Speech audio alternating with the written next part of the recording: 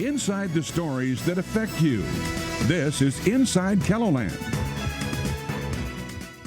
Good evening, I'm Bridget Bennett. Thanks for joining us tonight. The coronavirus pandemic has launched us into some uncertain times.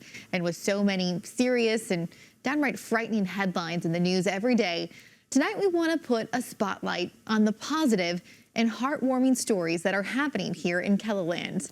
Tonight on Inside KELOLAND, we'll show you how donations are making a difference for people who are especially vulnerable right now.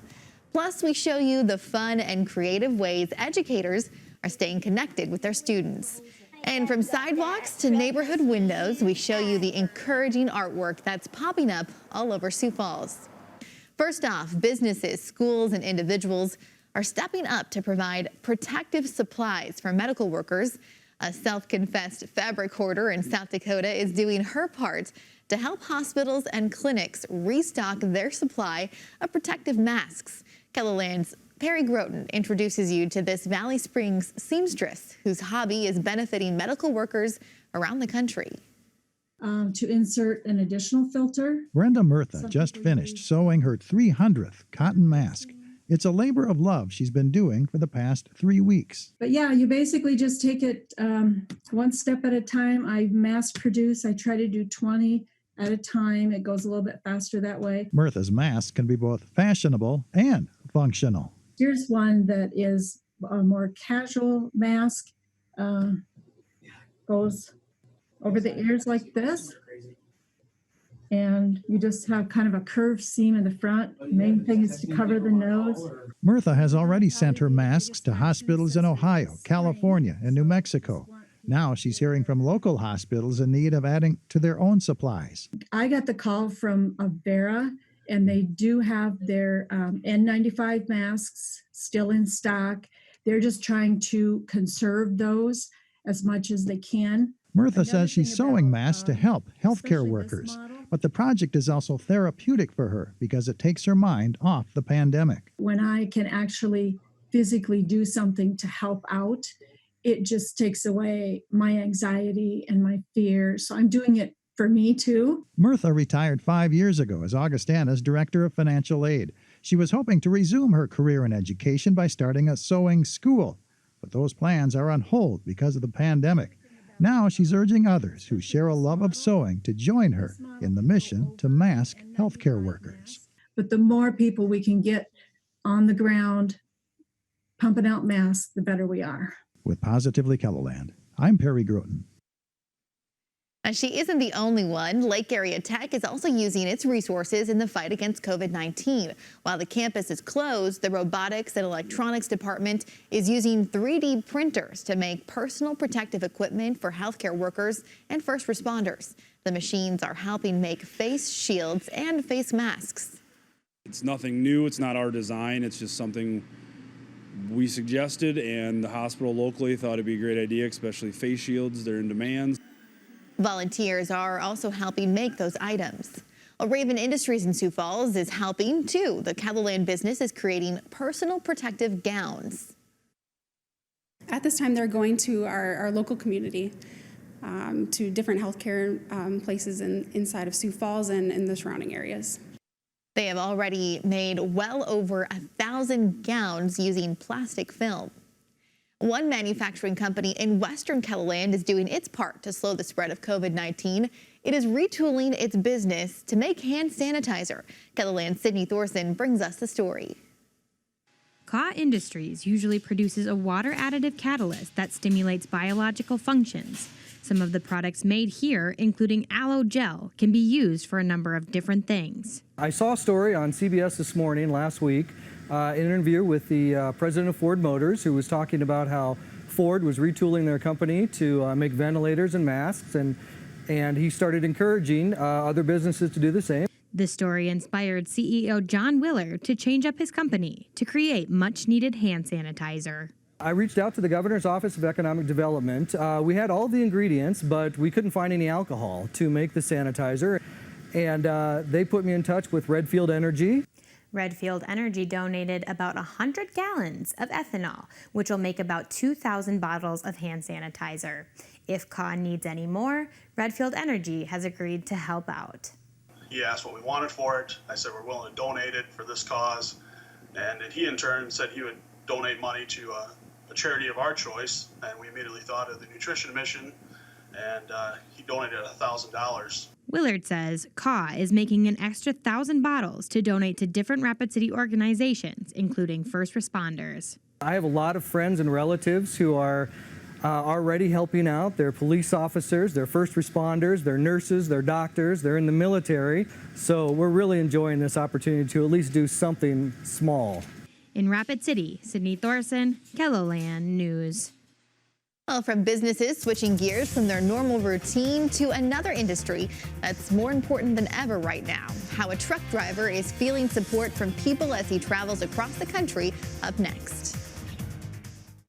A lot of heroes are getting us through the coronavirus pandemic, from doctors to nurses and even local staff at grocery stores.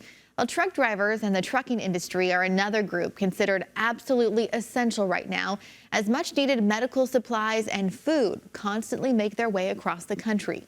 KELOLAND's Matt Holson caught up with K&J Trucking in Sioux Falls to see how staff there are holding up. A refrigerated carrier, K&J Trucking out of Sioux Falls is doing its part to keep items on store shelves for you. We've always been essential, right? We've always been an essential industry, but now I think people are starting to recognize how important truckers are. President Michelle Skipper says it's a hectic time right now for her drivers. On top of practicing good hygiene and social distancing around the country, truckers are also packing their patience. So we'll go to deliver, let's say, at a Walmart warehouse, and our drivers arrive an hour early, and because they're so busy with so many trucks, they could be there 5-6 hours just waiting to get unloaded. People do care about us out Russell here. Wendt is a professional truck driver who just returned from Oklahoma, where he ran into some fans at a rest stop. I think it's pretty awesome that people are thinking about us in this time. Wendt says a local church made some gift baskets to hand out to drivers. The gesture meant a lot. I was a recipient of goodwill that people have. And it's overwhelming that people actually care. So a big thank you goes out to them people. Skipper is also grateful for her staff and encourages those sharing the road to do the same. They should be thankful for truckers, and we have a lot of good stories where people are just that. In Sioux Falls, Matt Holson, KELOLAND News. Well, cities across KELOLAND are enforcing some restrictions, and that has a lot of restaurants changing the way they serve food. Many are turning to curbside pickup and offering meals to go. KELOLAND's Sydney Thorson takes you to the Colonial House, where the staff is adjusting to a life during pandemic. John Hay stopped by the Colonial House to pick up meals for people at Rapid City's First United Methodist Church. A couple of meals during the week and maybe a little extra on the side, and just so that you got something to be a base each week to get by with, so they don't have to go out so much. Now that Colonial House has a full to-go menu, Hay and other customers can practice social distancing while supporting a local business. We can just come in and pick up the meals that we want and go. It's sort of grab and go kind of thing, and it really helps us out. From sack lunches and TV dinners to baked goods and groceries, the Colonial House is doing it all. Staff members are hard at work to make as much as they can, as fast and efficient as they can. Our Heat and Eat is a classic reboot of the TV dinners, and we took product that we already had in-house and created a myriad of dinners. We do have a couple breakfasts and a couple of kids' meals that we're working with right now. For each Heat and Eat sold, the restaurant donates a sack lunch to people who need it. Since the dining rooms closed last Monday, some employees were sent home. However, with more to do, more workers are needed. With that, we hope to keep increasing and be able to put most of the staff back on. Got my fingers crossed. The Colonial House hours will be 7 a.m. to 7 p.m. every day, when they will be offering curbside and delivery. In Rapid City, Sydney Thorson, KELOLAND News. Well, up until recently, food deliveries were a treat for many families. For many senior citizens and people with different abilities, though, they are essential. Meals on Wheels deliveries have increased since the COVID-19 pandemic. That means drivers have a lot more places to go. KELOLAND's Brady Mallory shows you how a donation from a local company is making it easier for people who need deliveries to put food on their tables. Just when you think marriage is for the birds, you meet a couple like Carolyn and Larry Valetti. We worked at Davis Taylor's dry cleaning. We've been married now 44 years. The two continue to take care of each other, a promise they made in their wedding vows. He was been very helpful to me when I was sick. Now he's sick, so I'm helping him. The Valettis are housebound and get food from Meals on Wheels through Active Generations. The organization delivered 400 meals per day before COVID-19. That number has climbed. That's why Schulte Subaru is donating 3 brand new cars to help drivers get to where they're needed. Since the COVID event started and talking with them, their needs have tripled. And so we thought it was a great time to help them out. It's so generous. It's going to help in many ways. Nutrition Director Rebecca Benke says with more routes, the new cars will help drivers deliver at least 100 more meals per day. That's 100 people that weren't getting meals or not getting out to get to the grocery store because of the COVID-19. Carolyn says the car donations mean a lot to her and her husband. I'm just so happy they donated them because I know the drivers really need them. Just when you think everything is bad, you see how people in a community take care of each other in sickness and in health. Brady Mallory, KELOLAND News. While hospitals aren't allowing visitors right now, the Sioux Falls School District is making virtual visits possible. The district is letting Avera Health use nearly 100 of its iPads. This way, patients can see people virtually while they recover. Schools are closed, so the iPads weren't in use. The chief philanthropy officer for the Vera McKinnon Foundation says this will help patients' mental and emotional well-being. During those moments when they want to reach out to a loved one or to their families, or if they also need contact with their care provider, they're able to use the iPads. Kindergartners and first graders in the district typically use these iPads. They're getting homework packets right now, so they aren't using them. The district will get the iPads back later on. Coming up after the break, from using social media to sign parades, how local teachers are finding ways to connect with students and help keep them engaged. That's coming up.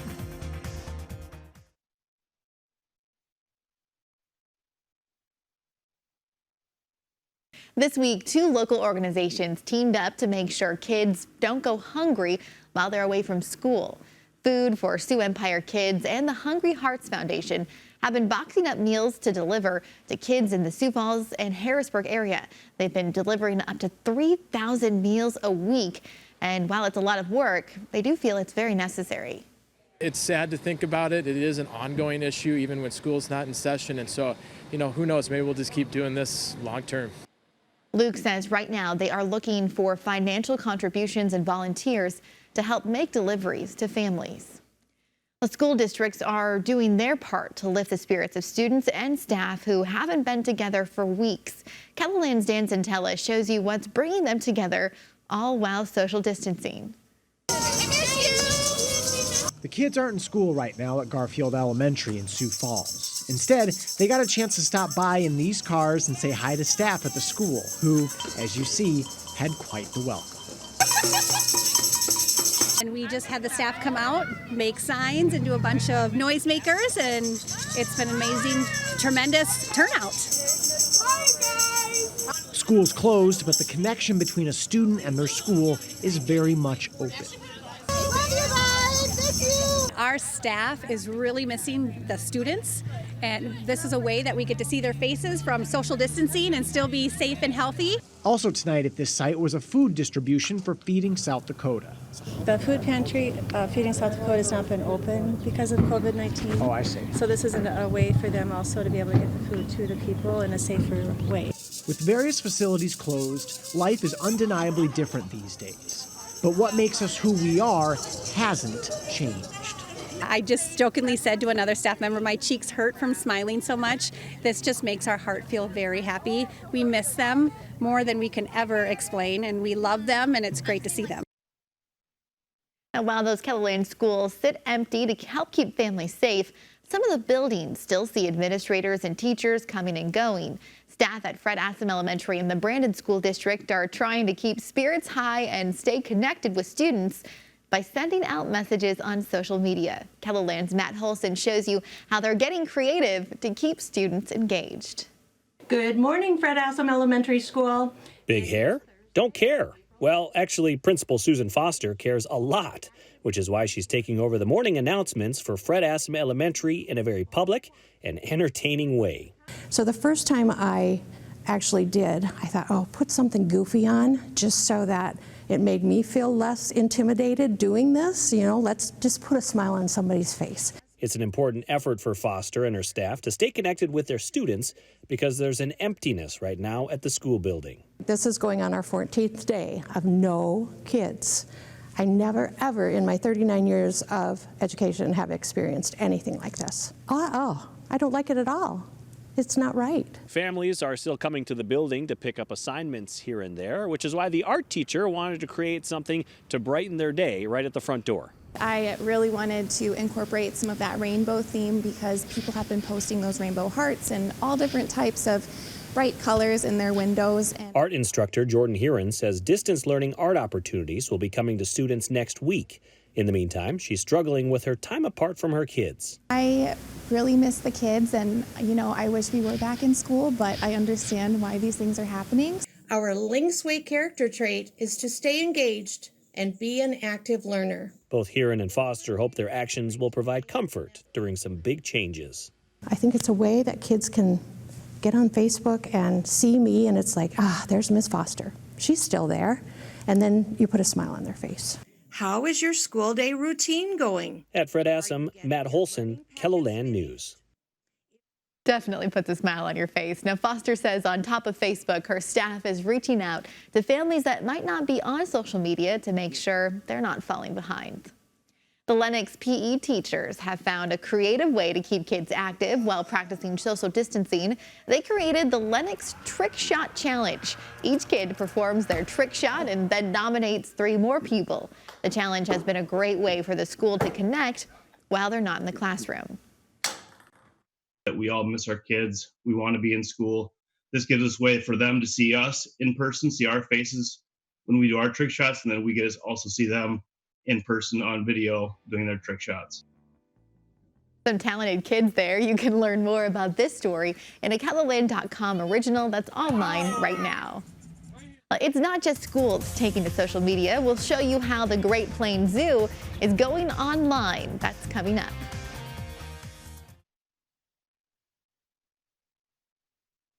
The coronavirus has forced the Great Plains Zoo to close to visitors, but staff there are still making sure to keep families involved and help educate children. Sarah McDonald shows you how they're doing just that. While you may not be able to take a trip to the Great Plains Zoo right now, the power of social media is giving people a chance to see and learn all about their favorite animals virtually. It's a tool that we're using here to try to get that stuff out to the public that's sitting at home right now, to kind of still have their finger on the pulse of the zoo, as it were. We don't have folks coming through the gates right now, but you can see all this really cool content. You know, it's really kind of valuable. Keep that engagement going on. The zoo has always had a social media presence. The coronavirus pandemic just allowed zoo staff to ramp that up. We've been getting really creative. In a couple cases, we're using some existing program structures. So you'll see some virtual bookworms. We do a bookworms reading program every Saturday. That includes a story and an animal visitor. And so we've just taken that format and done it in a video form. But that's not all. We're also doing what we're calling creature features, which is just bringing one of our ambassador animals into the classroom, doing a video with that animal, kind of talking about natural history and about the animal. And Spencer has even come up with wild workouts, a way for kids to get moving and also learn about animal facts. And we are seeing lots of positive feedback, people sharing the videos, people commenting on the videos, and it's been really fun that way. Eschenbrenner credits the zoo staff for coming up with creative ideas to highlight the animals. reaching out to keepers. We're coming up with ideas, things like that, and they let me know. So I'll meet up with them when they have something cool that's happening. So, I mean, one of the things we filmed recently was a big kind of mass feeding with the Japanese macaques, where a lot of the keepers went over there, and they had bananas and grapes, and all the macaques went crazy, and I think the keepers get just as much out of it as the animals do. And even though this is an unprecedented time, staff say keeping the animals happy and healthy is a continued commitment. I want everyone out there to know that, running the zoo, it's a full-time thing. We can't just stop, when the rest of the world comes to an end. These animals rely on us 100% for care, for enrichment, for food, for interaction, all those things kind of start to finish. And we have a very high standard of animal care here. And at the same time, staff members are enjoying keeping you involved. I think everybody here at the zoo is excited to find those new and creative ways to still be able to reach people and connect people with nature, even though we can't connect with them in person. With Eye on KELOLAND, I'm Sarah McDonald. Well, if you've taken a walk outside recently, you've likely noticed a lot of amateur art on display, from chalk on the sidewalks to some of those encouraging signs in windows. Families are brightening up the world with positive messages. Matt Holson takes you to a neighborhood in central Sioux Falls. With all the decorations on houses these days, you'd think it was Christmas or Halloween. Instead, it's families trying to put a little positivity out into the world. Brothers Oliver and Felix Carrier-Damon are joining in, half because they want to, and the other half because our mom told us we had to. Yeah. And I think it's nice to people, and I think it's pretty because then people can walk by and see it. 9-year-old Oliver hopes to see his friends and school teachers again sometime soon, while 7-year-old Felix just wants a break. But here we kind of do recess because we kind of take short breaks, and like Scooter. No, we kind of never take breaks. While the boys work their way through this challenging time, Tom and Catherine Schnabel are taking walks every day and are inspired by what they see. We're seeing a lot of things, signs in windows. We're seeing teddy bears in a lot of windows. They're great. Rainbows in windows. Yeah, and some of the sidewalk art is really fun. And the art usually features important messages about kindness and putting out good vibes. It's amazing how creative people can be, how innovative they can be when times get tough. Oliver and Felix know exactly what they want people to feel and think about when they walk by their house. Happiness? Yeah. Happiness. To be kind. Spreading positivity one block at a time. For Positively KELOLAND, I'm Matt Holson. Oh, those messages certainly brighten your day. If you have some creative window displays or sidewalk art, be sure to send it to us at youshare@keloland.com. We would love to see it. Well, that's all of the time we have for this week's Inside KELOLAND. You can find a lot more stories of how people are finding hope and encouragement right now on the Positively KELOLAND page on our website. And finally, we are going to leave you with one more positive story. Here's just a few of the images captured during the Lighting Up Sioux Falls event last week. We posted a link to Storybuilt Media's full video on KELOLAND.com. Have a great night. Let it shine.